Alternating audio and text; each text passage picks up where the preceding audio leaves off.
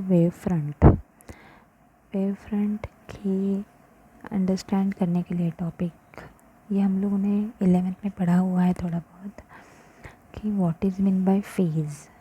Phase of the wave means nothing but जो motion रहेगा wave का जो मोशन रहेगा that will be same with its distance. मतलब वेलोसिटी सेम रहेगा, डिस्प्लेसमेंट सेम रहेगा, स्टेट ऑफ मोशन भी सेम रहेगा, फेज़ भी सेम रहेगा। मतलब अगर दोनों भी वेव्स कहाँ से तो एमिट हो रहे हैं, दो वेव्स अगर एमिट हो रहे हैं तो वो सेम फेज़ में ही आएंगे। पॉजिटिव तो पॉजिटिव, नेगेटिव तो नेगेटिव, ऐसे सेम फेज़ में आएंगे with the same velocity, displacement and even the same distance from the source. ऐसे वक्त हम लोग बोलते हैं कि phase of the wave term मतलब क्या, ये हम लोगों ने 11th में पढ़ा हुआ है। अभी वेव फ्रंट के बारे में डिटेल में देखना है, what is mean by wave front. For that I am going to show you one presentation. See this. As we know, wave optics is all about the study of light as a waves. Like these light waves are appearing actually.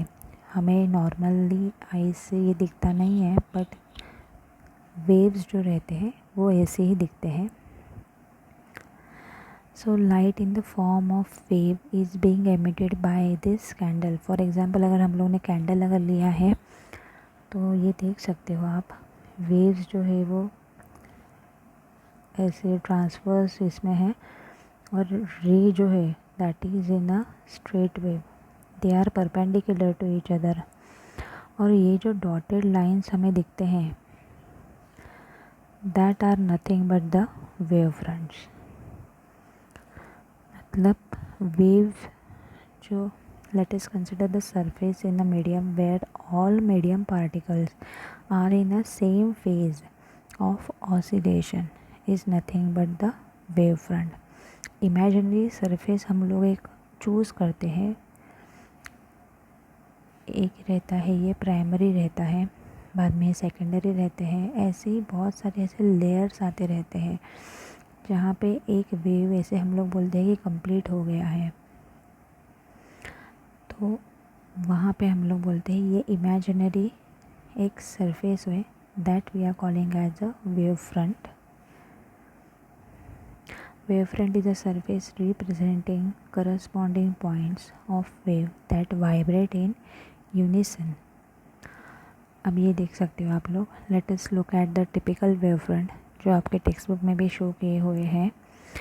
ये जो lines है, अभी light waves जो है मतलब source मानो यहाँ पे है, बल्ब अगर यहाँ पे है, ब्लो हो रहा है, तो लाइट वेव्स जो रहेंगे वो ऐसे स्ट्रेटली जाएंगे, वेव्स जो रहेंगे वो ऐसे ऐसे ही जाएंगे वेव्स के हिसाब से।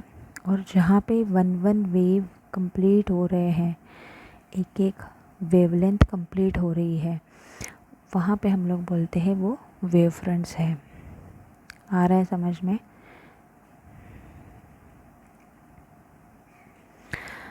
अभी ये जो वेव फ्रंट्स रहेंगे वो हम मैक्सिममली, अगर यहाँ पे है सोर्स मतलब सिंगल सोर्स है और वो सोर्स अगर स्पेरिकल शो कर रहा है वेव फ्रंट्स, तो ऐसे वक्त पे वेव फ्रंट्स हमेशा नॉर्मल रहेंगे, मतलब 90 डिग्री में रहेंगे विद द रेज। ये है एरो वाले वो रेज है, जैसे कि मैंने पहले बताया था, रे और वेव फ्रंट हमेशा एक दूसरे को परपेंडिकुलर ही रहेंगे। ठीक है। अभी आपके ये टेक्स्ट बुक में 7.1 डायग्राम ए में आपको यही डायग्राम शो की गई है, बट आफ्टर सम टाइम ये जो स्पेरिकल रहता है वो धीरे धीरे धीरे धीरे ऐसे स्ट्रेट होने लगते हैं, प्लेन होने लगता है। So that time we are calling it as a plane wave fronts. Wave fronts can be primarily characterized in 3 types. Spherical we have seen. Now if we consider point source of a light wave which propagate in a all direction, then obtain spherical shape like this. ठीक है,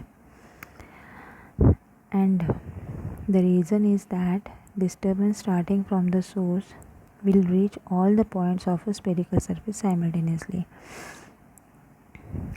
Now about the plane.